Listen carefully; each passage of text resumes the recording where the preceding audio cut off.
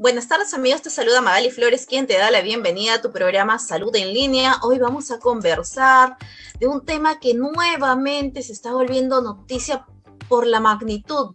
Estamos hablando de la COVID-19, que sin duda nos sigue acompañando y debemos de tratar de cuidarnos al máximo para poder evitar mayores contagios, ¿no? Que es lo que queremos, ¿no? Evitar mayores contagios para que más personas estemos cuidaditas, al menos en enfermedad. Para eso nos acompaña hoy el doctor Henry Mendoza, él es médico internista del Hospital Alberto Sabogal, decano del Colegio Médico del Consejo Regional 18, Callao, y presidente de la Asociación Peruana de Pie Diabético. Doctor Mendoza, un gusto tenerlo en el programa. ¿Cómo está usted? Mucho gusto y muchísimas gracias por la invitación y así poder conversar sobre un tema que definitivamente ahora, en la actualidad, pues es un gran problema dentro de toda nuestra nación. Así es, doctor. Hoy hablar de COVID-19 se ha vuelto nuevamente la tendencia en todos lados por esta segunda ola que nos está cogiendo con mayor fuerza de repente, con mayor capacidad de contagio. ¿Cómo hacer para reconocer síntomas? ¿Qué es lo que debo de considerar? ¿Cuáles son los síntomas de la COVID-19 en este momento? Si nosotros esperamos ya por la experiencia que hemos tenido en la primera fase de hace un año, encontrábamos que básicamente el COVID-19 iba a ser una serie de síntomas, pero relacionados principalmente a la parte respiratoria, ¿no? Esto principalmente había pues malestar general, tos seca, fiebre, malestar general, cansancio, pérdida del gusto, pérdida del olfato, algunas erupciones cutáneas, ¿no? Esto era el común denominador y esto en un paciente que tenía que ver la característica del paciente, si este era un paciente joven o era un paciente un adulto mayor. Si era un paciente que tenía comorbilidades como la hipertensión, la diabetes o tenía un problema neoplásico, entonces esto tenía mayor problema. Entonces la sintomatología está relacionada principalmente en cómo el virus iba a atacar en qué patrón. Y dentro de esto pensábamos que casi el 80-85% en la gente joven iba a ser generalmente leve, con un resfrío común y corriente. Es lo que decían, pero en la práctica veíamos todo lo contrario, ¿no? Hay muchas colegas que habíamos anunciado, no, es una simple gripe, que no se preocupen, no. Pero en la práctica encontrábamos otras cosas. Y es así que pasó esta segunda ola, perdón, la primera ola, y llega esta segunda ola que no nos debe causar, creo, ninguna sorpresa, porque ya hace 3-4 meses lo han dicho muchos expertos y no expertos, solamente con un común denominador que teníamos de lo que éramos o cómo nos alcanza esta segunda ola. Esta segunda ola nos alcanza en principio que no hemos hecho caso a lo que nos habían dicho siempre: mantener la distancia, usar nuestras mascarillas, usar espacios abiertos, lavarnos las manos. Eso no hemos hecho caso, y tanto es así que la gente se olvidó y comenzó. Y más, si el gobierno nos da la autorización de ser responsables, y aquí es una cosa, nos ha dado la responsabilidad y nosotros hemos escrito con letra mayúscula que somos irresponsables. Y esto es una consecuencia. Pero aún así, nos habíamos preparado teniendo mayor cama de hospitalizaciones, mayor número de gente contratada, médicos, enfermeras, técnicos, mayor número de centros de despistaje. Entonces habíamos aprendido en el dolor. Y si mirábamos a Europa, también seguíamos aprendiendo lo que ellos estaban fallando. Es decir, teníamos un espejo ahí para nosotros. Pero todo eso lo tiramos a la borda y ahora estamos en plena segunda ola, y quizás olas en diversas partes de nuestras regiones, ¿no? Unas más que otras, porque somos diferentes tipos de regiones, diferentes tipos de personas. En ese sentido, vemos nosotros ahora que esta segunda ola nos agarra, no tenemos camas hospitalarias porque lo deshicimos. Se despidió un gran número de personal médico, enfermeras y técnicos.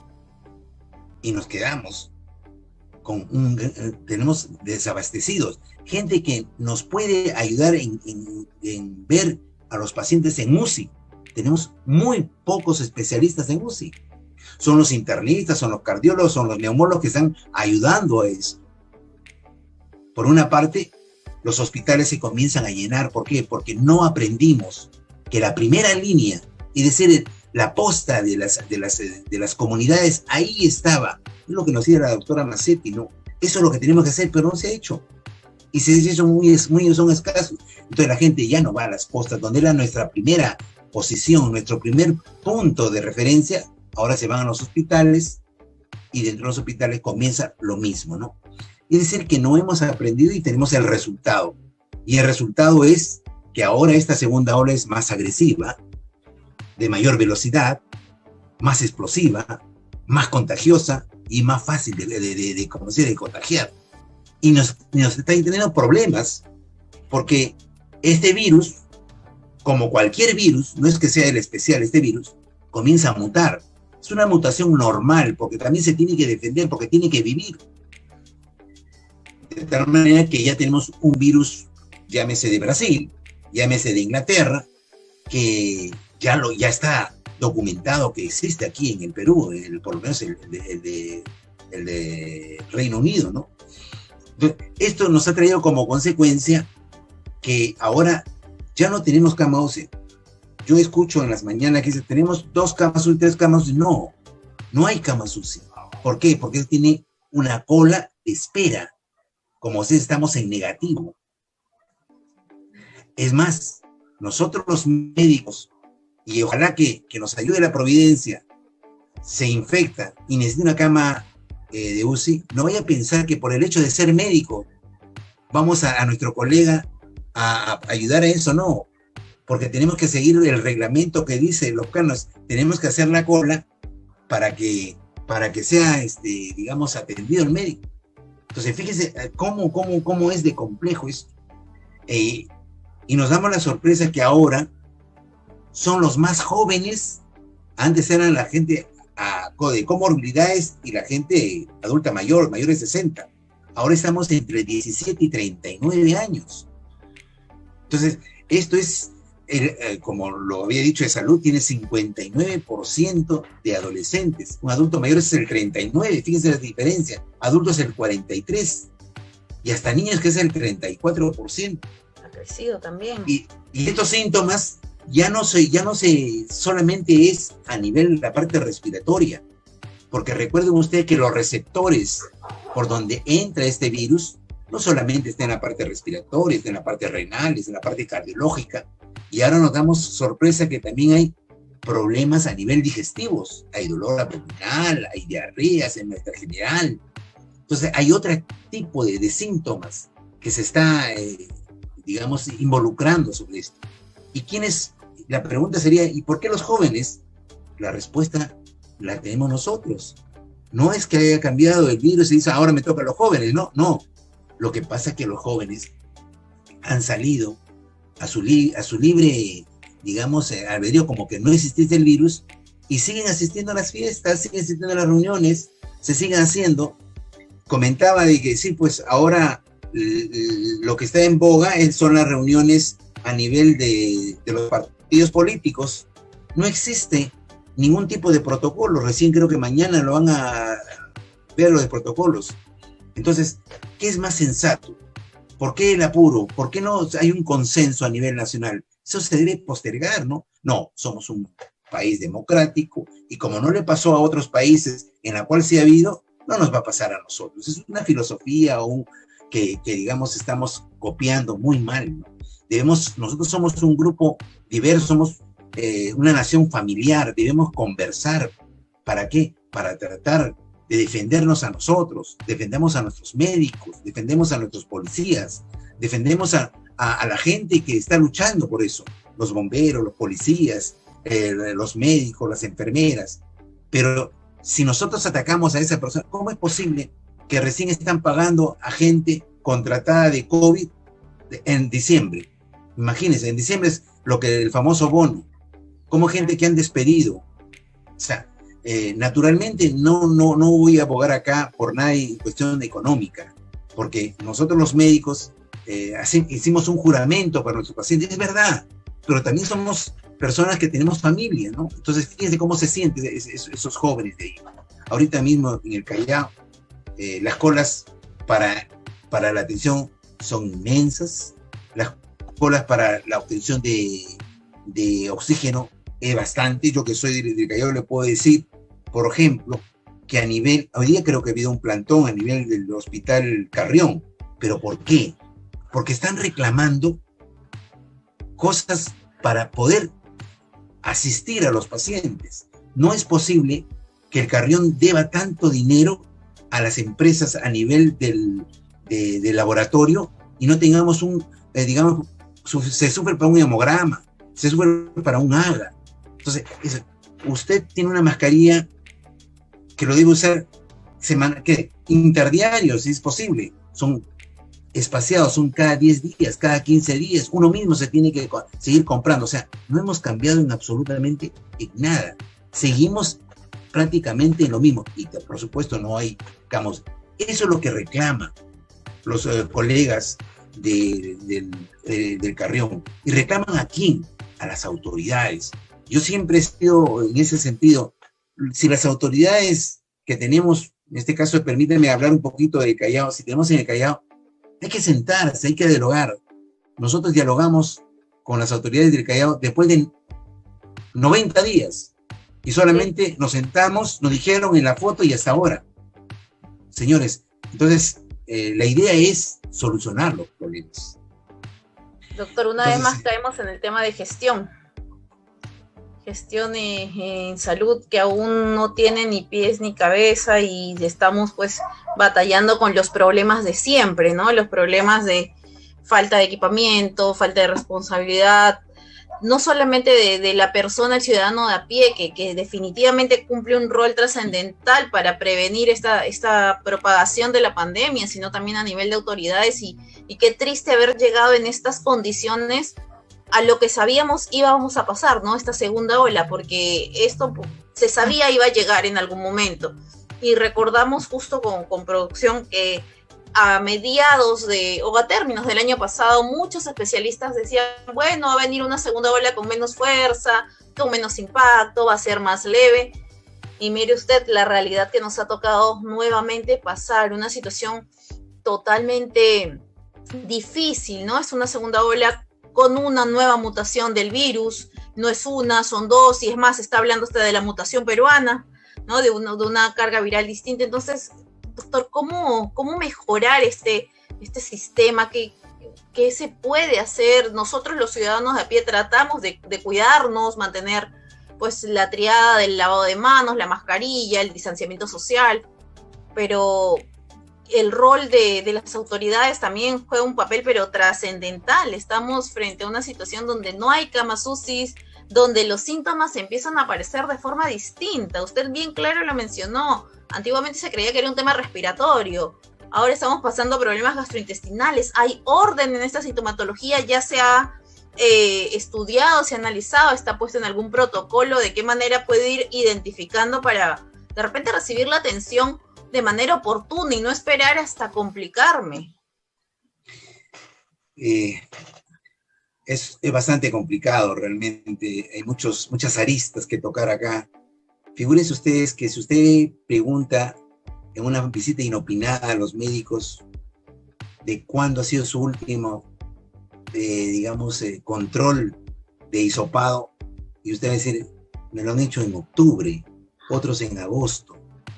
¿Y qué dice la ley? La ley hay que hacerlo cada 15 días. Entonces, se imagina usted, ¿no? Vivimos en... Lo que se tiene que hacer es muy complicado. Yo creo que en esa parte ha tocado un punto que es trascendental. Primero, la población tiene que tener su rol. Y este rol tiene que ser encaminado por un grupo de personas que se tienen que educar a diario. Se tienen que educar a diario a través de la difusión, de los periódicos, de las revistas, que no tenemos otra. Tenemos que ser, y cada uno debe ser un o cada persona debe ser un educador, ¿no? Es decir, uno mismo, ¿no? De una forma entusiasta, es decir, yo, por ejemplo, cuando tengo un paciente, distancia, por favor, yo lo protejo y usted me protege. Entonces, ese es el rol que tenemos. Pero viene la otra, que viene a ser el rol de las autoridades. Pero en el rol de las autoridades prima más la parte económica que la parte de salud. Y eso no hay que decirlo, eso es lo que está primando. Tampoco estoy en contra de eso, no. Pero para eso hay expertos. Yo creo que con 15 días de ajustarnos todos los cinturones, no creo que se caiga tremendamente la economía, ¿no? Pero en todo caso, por ejemplo, ver de las cosas, prevención. Y dentro de las prevenciones hay que cerrarlos a las playas, no hay que ser temeroso, ¿no? Hay algunos que dicen, no sé, el 40%, el 30%. ¿Y dónde está la responsabilidad? O sea, ¿usted cree que solamente el 30% van a ir a las playas? Perfecto, es un aire libre, yo les entiendo, todo es, pero ¿serán el 30%? No, es una cosa que nos conocemos, como dicen, entre gitanos no nos vino la suerte, nosotros nos conocemos. Entonces tenemos que decir, nadie se ha muerto por no ir a la playa una temporada, pero si eso hacemos sentir la conciencia en las personas, creo que el 80% nos va a hacer caso. Yo estoy seguro que somos 80% de toda la población peruana que sí podemos hacerlo. Habrá una gente que no, como en todas partes, pero tenemos que ver de esa parte. Es decir, que poco a poco educarlo, ¿no? Ya no ir pues todos los días ir al mercado, ¿no? Iré pues 2 veces. No iré. ¿Usted cree que se cumple cuando dice voy a ir a tal mall, voy a ir solamente, por no decir nombre, voy a ir al mall y ahí solamente 10%? Mentira. Si nosotros nos vamos, eso está lleno. Entonces, la forma de cómo el transporte, fíjense, ¿no? El transporte, le quitamos la autoridad a nuestras autoridades, le quitamos la autoridad a nuestra policía les pegan, a la gente que está controlando los escapes, le pegan, los escupen. ¿Saben por qué? Porque también en la parte de la punición no cumplen su función. Los policías, como se dice, agarran a las partes que han hecho, digamos, en contra de la ley, y a las 2 semanas están en la calle lo mismo. Es un círculo vicioso. Entonces, quiere decir que en esa parte no podría yo tanto opinar porque no soy experto, pero sí es una cosa bien eso. Lo que tenemos que hacer es, solamente nos dice que este virus con 14 días nosotros podemos disminuir tremendamente el impacto. Y en 14 días nos podemos preparar, porque si no se prepara, yo percibo en las personas, cuando escucho una radio, cuando voy a la televisión, cuando hablo en el hospital o en un sitio, percibo que como que no pasó nada, que la persona sigue, sálvese quien pueda. Y ¿saben cuándo nos choca a nosotros? Cuando tenemos algún familiar, cuando tenemos un familiar y el médico nos dice no tenemos cama, y se van contra el médico y se pelean contra el médico, fíjense, o contra las autoridades sanitarias en esta parte. Escuchaba yo ahora a los médicos de muchos hospitales de los Estados Unidos, que es una explosión, decir, ¿saben qué? Ahora tenemos que nosotros decidir quiénes van a ir a la cama UCI. ¿Quiénes son? ¿Será el más joven? Ya no el adulto mayor. Será el que tiene menos comorbilidades. Entonces, fíjense hasta dónde. A nosotros los médicos y a todos los médicos del mundo nos han preparado para salvar personas, para ayudar a personas, pero no para elegir quién vive y quién no vive. Pero fíjense cómo, ojalá que la divina providencia nos ayude y no sea tanto esto, ni que sea solamente pasajero, ¿no? Pero cada día está peor el problema, cada día es más. Todos los problemas a nivel de sanitario, no tenemos personal de salud, no tenemos equipo de salud, no tenemos camas UCI, no tenemos las mismas camas de hospitalización. Es decir, estamos de repente es un poco apocalíptico, ¿no? Pero dígame una cosa, si en el 2021 se murieron 10 médicos, son 12.115 hasta que me recuerdo contagiados, 42 están en UCI, y 266 fallecidos. Imagínense. Entonces, en ese sentido, yo pienso y hago un pedido a las autoridades. Como se dice, hay un rol importante de las autoridades. Si yo soy gobernador de una región dada y yo no sé nada de salud, tengo todas las armas, porque tengo el poder adquisitivo, eso es lo que manda. Yo puedo comprar, yo tengo el dinero. Muchas veces el Estado ha dado el dinero, el Estado le da el dinero, pero tengo miedo porque me van a después hacer una auditoría, mejor no lo hago. Pero llamen a las personas capaces, llamen no solamente a los médicos, abran a todos los profesionales de ingeniería, a los médicos, a los sociólogos, llamen, y yo creo que hay gente capacitada que sí lo puede hacer.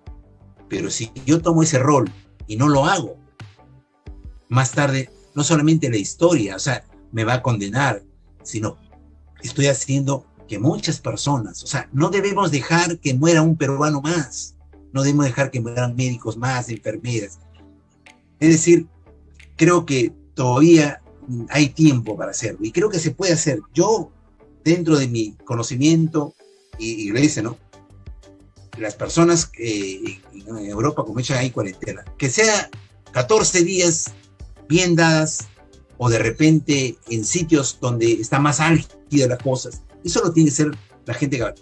Pero hay gente capaz, pero veamos, que no sean de escritorio.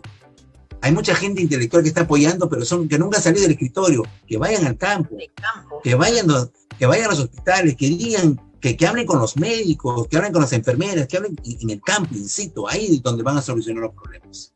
Así es, doctor, realmente necesitamos de un trabajo articulado de las autoridades para poder darle contención a esta ola que se ha venido con mayor fuerza. Lo estamos viendo, ya no son nuestros adultos mayores los únicos expuestos, cada vez son más los jóvenes, adolescentes, quien quita más adelante el grupo de niños se vea aún más afectado de lo que ya está, y es nuestra población la que tenemos que cuidar. Bien decía usted, no debemos dejar que ningún peruano más muera, sea de la primera línea o sea cualquier ciudadano de a pie.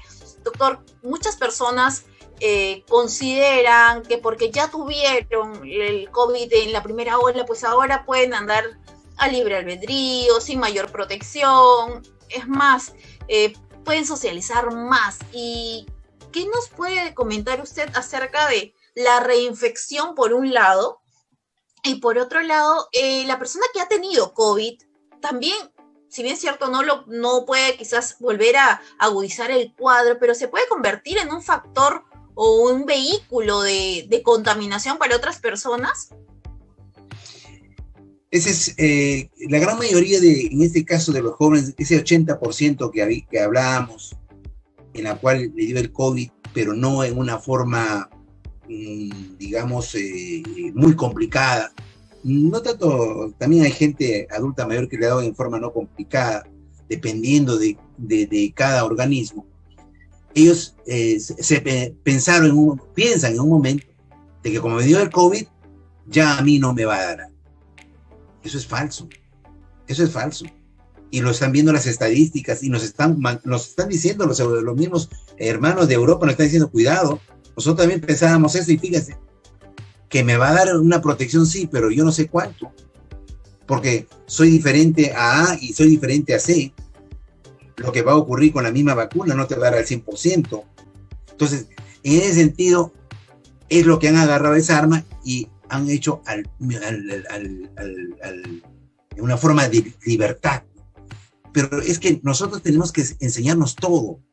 No es posible ver, digamos, a la gente más autorizada o a la gente que tienen, entre comillas, lo que le llaman, que influencian a los demás. Deberíamos aprovechar, pero no. Tenemos políticos que no usan las mascarillas, porque no hacen el distanciamiento corporal. Tenemos los mismos. Yo salgo en la televisión muy orondo, soy un artista y digo que no deben hacer esto, y soy el primero que me doy la vuelta y estoy en una fiesta. Entonces, fíjese usted, todo eso parece mentira, pero todo eso nos trae problemas, ¿no? Yo pienso de que se tiene que cuidar tanto y con esta forma tan agresiva de este tipo de, si bien es cierto, no es tan complicada como la primera, como están diciendo en esto de las mutaciones, pero sí es más fácil complicarse, pero cuidado, porque si de repente esa persona de nuevo se reinfecta por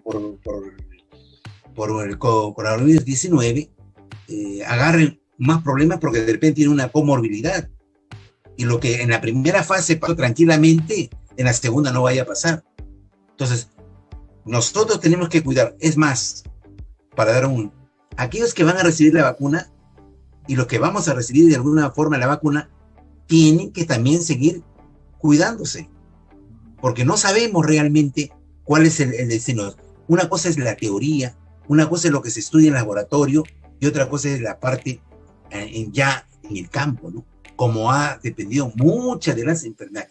Decíamos nosotros, ¿a qué enfermedad nosotros el hombre le ha hecho con respecto a la vacuna le ha ganado? No. Si bien es cierto que el coronavirus tiene una mortalidad pequeña frente a la tuberculosis, frente digamos, a muchas enfermedades en el mundo, pero sí, es más, en el mundo, desde que existe el mundo, desde que existe el hombre, existen las enfermedades endémicas y panendémicas, sino que ahora el hombre se está metiendo en el ciclo biológico de los animales. Es por eso que viene justamente de haber ingerido o haber tenido contacto con los murciélagos, porque nos hemos metido en ese círculo. Y nosotros no escapamos, porque respetando mucho a nuestros paisanos de diferentes partes, todavía se come en sitios, se come la serpiente, se come un sajino, o sea, ¿por qué? Porque están acostumbrados a eso, pero cuidado que estamos metiéndonos en ese círculo. De eso viene, ¿no? Entonces, en ese sentido nosotros debemos estar preparados, aún teniendo la vacuna. No significa que yo tengo la vacuna y estoy libre y me voy por todos sitios, tampoco eso. Pero para eso, como usted ha dicho, las autoridades ya tienen que hacer el plan de prevención y educación de la vacuna. Debemos hablar ya de la vacuna, ¿no? Pero fíjense que estamos en un 35-38% de la gente común y corriente que no quiere vacunarse, ¿no? Porque escucha por ahí, es que como las redes influyen, cualquiera se mete a veces en la red y dice, voy a dar mi opinión de una forma muy personal. Sí, pues personal podemos ser todos, pero tenemos que ser, ¿qué dice la ciencia, no? Y acá sí tenemos que buscar a los expertos que nos hablen de la vacuna, a los expertos que nos hablen qué debemos hacer. De repente hay alimentación importante, usted que es de nutrición. ¿Sabe qué? Me voy a preparar para la vacuna, de repente con una muy buena alimentación, hice ejercicio, qué sé yo. Entonces, eso es importante, ya debemos prepararnos para eso. No, estamos sentaditos esperando que nos toquen la puerta y que pronto venga la vacuna. Pero creo que si nos preparamos en una forma de nación, en una forma de educación a nuestros niños, a nuestros jóvenes, el impacto va a ser mejor con respecto a las vacunas. Excelente, doctor. Realmente es un tema bastante amplio la COVID-19 por todas las aristas que trae, ¿no? Desde el comportamiento de cada uno de nosotros, cuidándonos desde casa, aquellos que podemos estar en casa, el cuidado de aquellos que les toca salir a trabajar y de repente enfrentarse a situaciones tan complejas como lo hace nuestro personal de salud, de la policía, entre otros. Entonces hay que cuidarnos mucho, hay que tener también mucho llamado de conciencia a las autoridades, porque quedarse sin hacer nada te vuelve igual de cómplices como si hubieras hecho algo en contra de, ¿no? Entonces tratemos de mejorar ello. Gracias, doctor, por habernos acompañado esta tarde. Esto ha sido todo en tu programa Salud en Línea.